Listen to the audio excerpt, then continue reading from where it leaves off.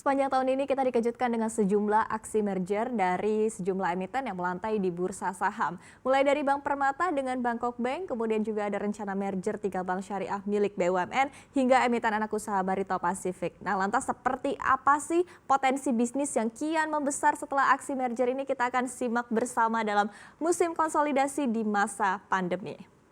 Yang pertama, kita akan membahas emiten petrokimia milik Taipan Prayogo Pangestu, yaitu adalah PT Chandra Asri Petrochemical atau TPIA yang akan melakukan merger dengan anak usahanya sendiri, yaitu adalah PT Stirindo Mono Indonesia. Prospektus perusahaan di Bursa Efek Indonesia, Chandra Asri ini akan menjadi perusahaan penerima alias survivor entity. Dan kedepannya anak usaha Barito Pacific ini juga tetap menjadi perusahaan terbuka dengan kode sahamnya adalah TPIA. Nah, kita akan ulas terlebih dahulu seperti apa sih sebetulnya profil dari Stirindo Mono Indonesia atau kita singkat dengan SMI ini.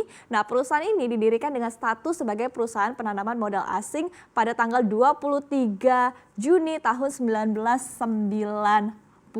Nah, kemudian diketahui Perseron ini tengah fokus dalam industri pengolahan dan juga perdagangan besar. Dan per Juni 2020 aset yang dimiliki oleh SMI ini adalah sebesar 327,79 juta dolar Amerika Serikat. Sementara aset dari TPIA ini sendiri diketahui mencapai 3,33 miliar dolar Amerika Serikat. Sehingga ketika kita gabungkan keduanya, total aset dari kedua perusahaan ini adalah mencapai 3,62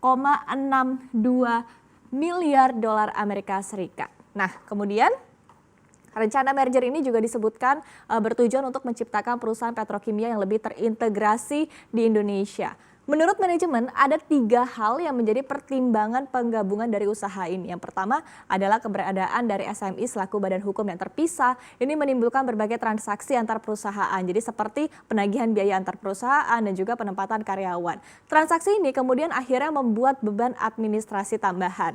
Kedua, ada juga penggabungan dari TPIA dengan SMI ini akan mengintegrasikan proyek produksi secara keseluruhan. Kemudian ada juga pemetaan produk yang nantinya akan lebih baik diharapkan serta meningkatkan sinergi pengadaan dan juga akuntansi. Dan terakhir adalah penggabungan ini akan meningkatkan efisiensi dan juga efektivitas kegiatan usaha sehari-hari dari TPIA. Kemudian adapun salah satu persyaratan merger ini adalah persetujuan dari para pemegang saham baik SMI dan juga TPIA yang akan diperoleh dari RUPS luar biasa yang rencananya ini akan digelar pada 7 Desember 2020 mendatang. Rencananya tanggal efektif untuk penggabungan ini akan dilakukan pada 1 Januari di tahun depan, yaitu tahun 2021, atau tanggal lain yang nantinya akan disetujui oleh kedua perusahaan.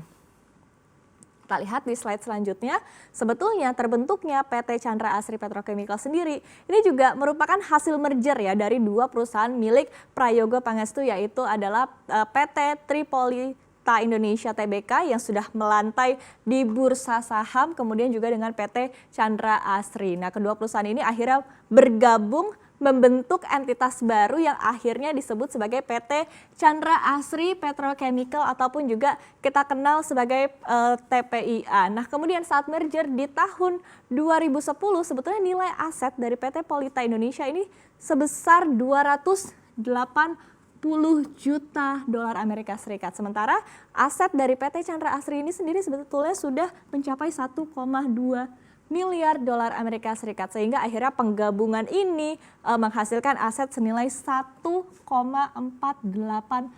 miliar dolar Amerika Serikat atau sekitar 14 triliun rupiah. Kemudian selain mega merger di lingkup perusahaan Barito Pacific, sebetulnya juga ada sejumlah aksi merger koperasi lain yang tidak kalah fantastis di sepanjang tahun berjalan ini. Kita akan lihat di slide berikutnya.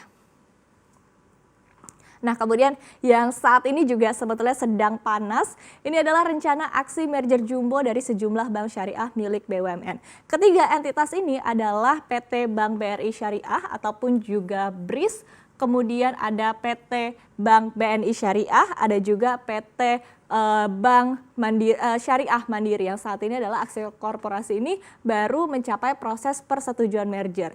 Kemudian dalam tahap tersebut ini ketiga induk perusahaan sepakat bahwa yang akan menjadi entitas penerima ini adalah PT Bank BRI Syariah ataupun juga BRIS. Dan sebagai informasi, BRIS ini merupakan satu-satunya yang telah menjadi emiten di bursa saham. Jadi mungkin karena alasan inilah akhirnya BRIS terpilih menjadi entity survivor. Padahal kalau dilihat dari asetnya sebetulnya BRIS ini memiliki aset yang paling kecil atau bahkan bukan yang terbesar begitu. Kalau kita lihat di sini pada semester 1 tahun 2020, aset BRIS ini hanya sebesar 49,6 triliun rupiah. Sementara BNI Syariah ini asetnya lebih besar lagi, yaitu sebesar 50,76 triliun rupiah. Dan bahkan Bank Mandiri Syariah ini memiliki aset yang paling besar, yaitu mencapai 114,4 triliun rupiah.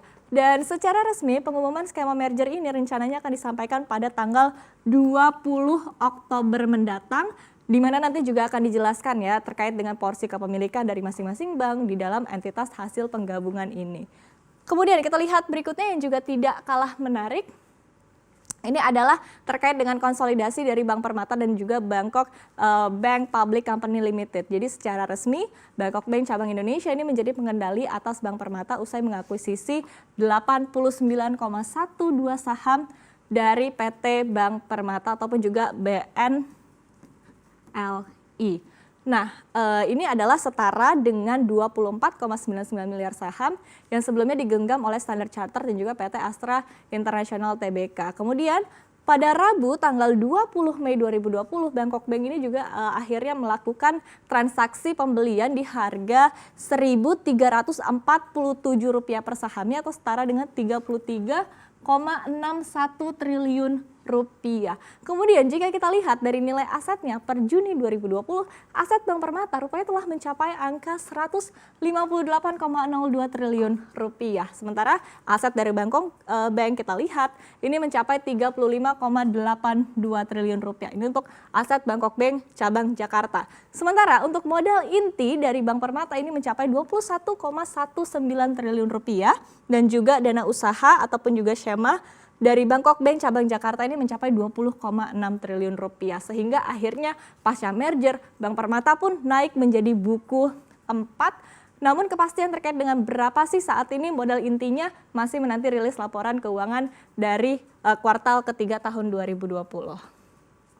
Berikutnya kita juga akan ulas ya beberapa aksi korporasi untuk merger lainnya tentunya membuat potensi bisnis ini semakin besar dan juga kapitalisasi dari pasar untuk emiten-emiten ini juga semakin membaik. Di antaranya adalah 3 emiten properti, yaitu adalah milik Ciputra, di antaranya adalah Ciputra Surya, kemudian juga Ciputra Property dan juga Ciputra Development yang akhirnya 3 ini bergabung menjadi satu melebur begitu ya, yang mana survivor entity-nya adalah PT Ciputra Development. Nah, merger ini akhirnya lantas menjadikan CTRA ini sebagai salah satu pengembang properti terbesar di dunia dengan valuasi aset yang saat merger ini disebutkan mencapai 64,76 triliun rupiah. Ada pula berikutnya kita lihat di sini ada PT Bank Dinar Tbk dan juga PT Bank Oke Indonesia dengan entitas penerima untuk PT Bank Oke Indonesia dengan kode emitennya adalah DN AR. Kemudian berikutnya kita lihat juga ada PT Bank Antar Daerah atau Bank Anda, kemudian akhirnya bergabung melebur menjadi satu dengan Bank Windu Kencana Internasional yang akhirnya ini menjadi entitas baru yaitu adalah PT Bank China Construction Bank Indonesia ataupun juga MCOR. Kemudian kita lihat ini adalah sebetulnya merger terjadi di tahun 2016 lalu dan akhirnya meleburkan bisnis Bank Anda sepenuhnya ke Bank Windu, baru akhirnya mengubah entitasnya menjadi PT Bank China Construction Bank Indonesia. Kemudian kita lihat selanjutnya ada pula PT Bank Tabungan Pensiunan Nasional Tbk atau BTPN yang melakukan merger dengan Bank Sumitomo Mitsui Indonesia ataupun juga SMBCI. Nah, dengan entitas penerima dari PT Bank BTPN Tbk.